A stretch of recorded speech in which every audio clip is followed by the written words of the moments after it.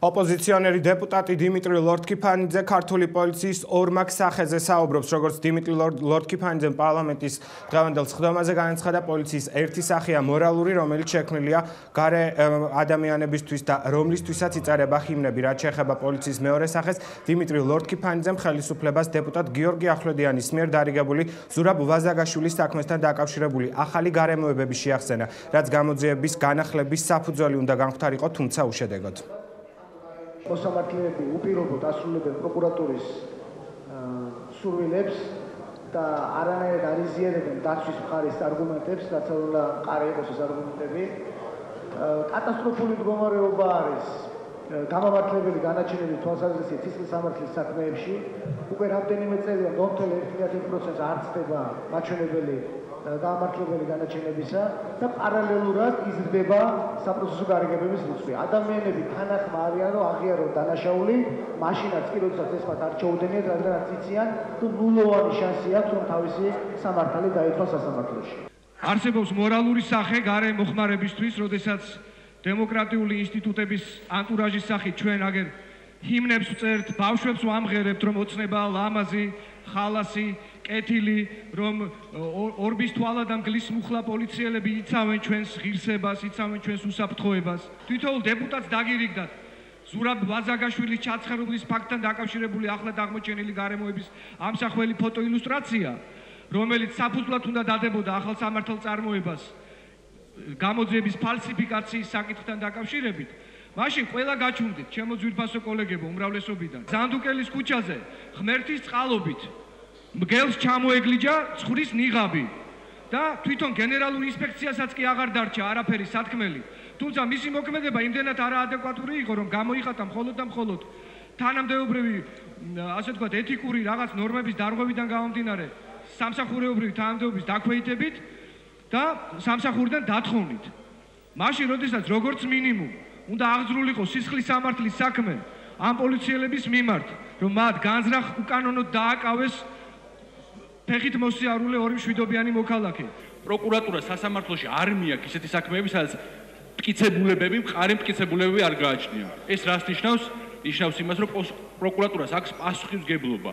თუ ადრე მართლაც პროკურატურა აკონტროლებდა სასამართლოს და ნებისმიერი საქმე მიქონდა, დღეს უნებრივია ისეთი საქმე, სადაც მტკიცებულება არ არის, არ მიაქვს, იმიტომ რომ იცის, რომ მოხდება საქმის წაგება და შესაბამისად არც რესურსს ხარჯავს, არც ადამიანურს, არც დროის, არც ფულადს. საპროცესო გარიგებები არის ერთ-ერთი წარმატებული ინსტიტუტი, იმიტომ რომ ეს არის შეთანხმება, თავისუფალი შეთანხმება ორ მხარეს შორის. თუ ადამიანი აღიარებს დანაშაულს და არ აქვს არავითარი პრეტენზია პროკურატურასთან და გამოძიებასთან მიმართებაში, უნებრივია მისთვისაც უკეთესია, რომ ეს პროცესი, რომელიც ფსიქოლოგიურად გარკვეულად ტვირთია, შეწყდეს, რაც შეიძლება სწრაფად. პოლიციის რეფორმა, სამართალდამცავების რეფორმა არის ერთ-ერთი ყველაზე წარმატებული და მე არ მაინტერესებს სიმართლე გითხრათ პოლიტიკოსების შეფასება.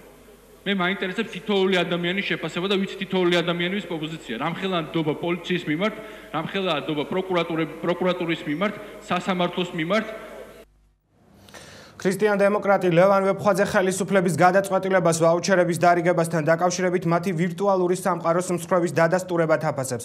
როგორც ლევან ვეფხვაძემ პარლამენტის დღევანდელ პლენარულ სხდომაზე განაცხადა, ეს გადაწყვეტილება მნიშვნელოვანია მაშინ, როცა მთავრობა ამტკიცებს, რომ საზოგადოება დალხენილია. დღესვე სოციალურ საკითხებზე კომენტარი ქრისტიან-დემოკრატების ლიდერმა გააკეთა, როგორც გიორგი თარგამაძემ პარლამენტის დღევანდელ სხდომაზე განაცხადა, უმჯობესი იქნება ხელისუფლებამ ოპოზიციის მიერ დასმულ საკითხებზე ირონიზირება პრობლემების გადაჭრის გზების ძიებით შეცვალოს. გაცილებით უკეთესი იქნება თქვენ კამერების გარეშე და გამგებლების მიერ სპეციალურად მოყვანილი ხალხის გარეშე თუ გახვალთ ჩვენს რაიონებსა და სოფლებში და ნახავთ იმავე ვაუჩერებთან დაკავშირებით როგორი სიტუაციაა. ჩვენ ხარს უჭერთ ვაუჩერების დარიგებას, თუმცა მიგვაჩნია, რომ ამ ფული ჩადება თავის დროზე გაცილებით გაუმჯობესებდა ამავე ადამიანებისა და ქართული ეკონომიკის და სოფლის მეურნეობის მდგომარეობას, მაგრამ იმავე სოფლებში, გასული კვირის განმავლობაში, მარტო კახეთის 5 სოფელში მე შემხვდა 200 ადამიანი, პენსიონერები, გადატაკებული მოხუცები, რომლებიც მეუბნებოდნენ, რომ 200 კილოვატი არ აქვს 6 თვის განმავლობაში და წარმოიდგინეთ, როგორი ღატაკი ოჯახების წარმომადგენლები არიან ისინი.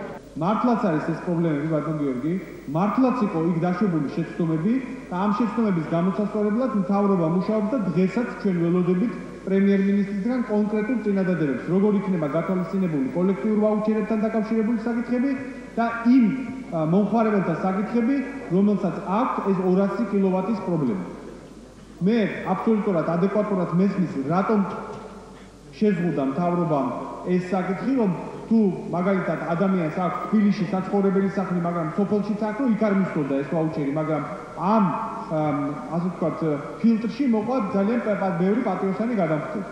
და თუ თქვენ ეს გაინტერესებთ და გინდათ პასუხი, ეს პასუხი მიიღეთ ჩემგან და ნუ მეწინააღმდეგებით გამოვალ თუ არ გამოვალ.